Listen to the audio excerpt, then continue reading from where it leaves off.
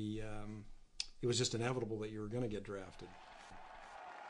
But the draft wasn't inevitable for the son of Congressman George Bush Sr. Hey, this is Bob Reddy with your National Guard Hope. And I want to tell you that the story of today's Army and Air National Guard is something all Americans. What Bob Hope doesn't mention is that getting into the Guard is a way of getting out of Vietnam. With just 12 days to go before he became subject to the draft, George Bush applies for the Air Guard. The problem for George was there are 100,000 would-be draft dodgers lined up ahead of him. For George W. Bush to get into the Texas Air Guard, safest unit in the military, he had to take a test. And he scored out of a possible 100, 25. Just 1 point above too dumb to fly. But that didn't stop young George from getting that plum position in the cockpit.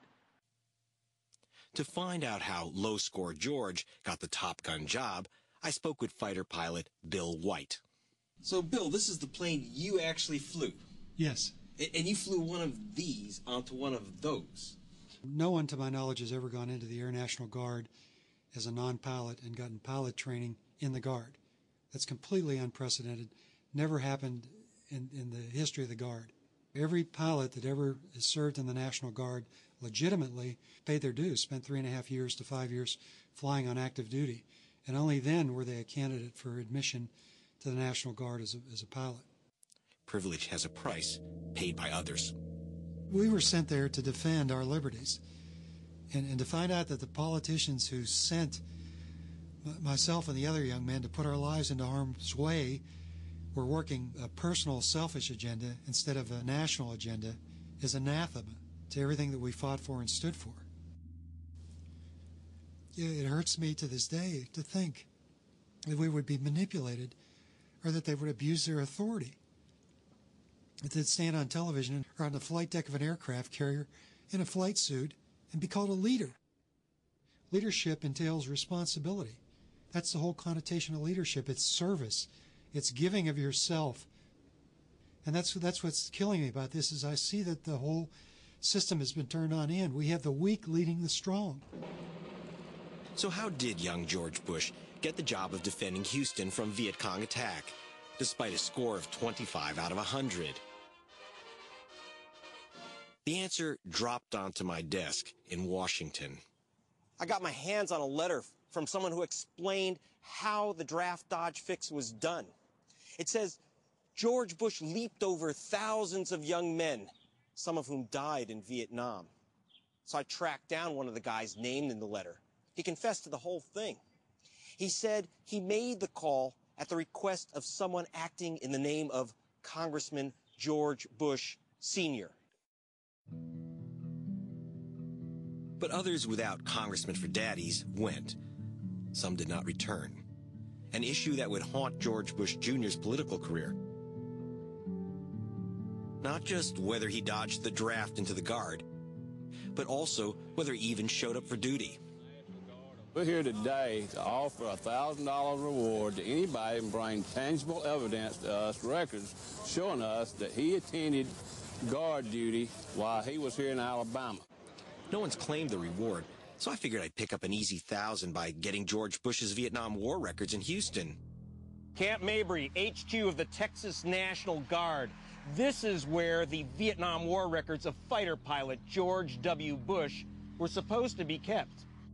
But they're missing. Who can we talk to about these disappearing records?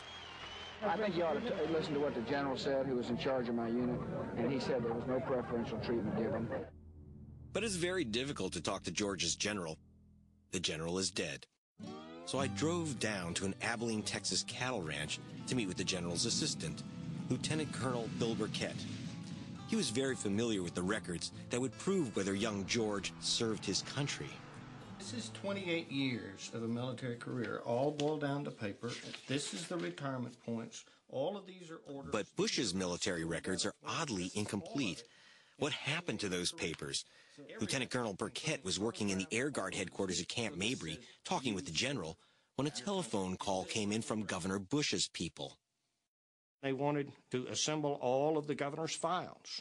They wanted to make sure there was nothing in there that would embarrass the governor. That's as accurate as I can put it. And you heard that off the Yes. voice box yourself? Yes. Yes. The call came in from this woman's office, Karen Hughes, Governor Bush's chief of staff. Now, they wouldn't go along with a call from a politician and actually clean the files, would they? Yes. They would? Yes. Did they? Yes. And there were several documents, and I saw that they had George W. Bush's name at the top of them. And this was a bin that was about to be shredded. The specific document that I do remember was a pay document. A second specific document that I remember was a retirement points document. That, in fact, might explain some tremendous gaps in the record. It makes no sense. This was during the Vietnam War, yes. And did he show up for training? There's no documentation at all that he showed up.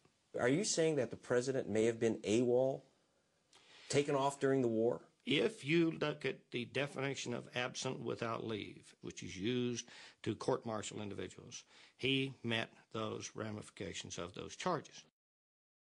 On 2 occasions, I had soldiers who did not show up for drill, not just one drill, but a second drill, and on their second drill, yes, I did refer them to the Selective Service Board, which was one of the options of a commander. And so basically... They were put in priority status to go to Vietnam and find themselves a foxhole and fight with the rest of the guys.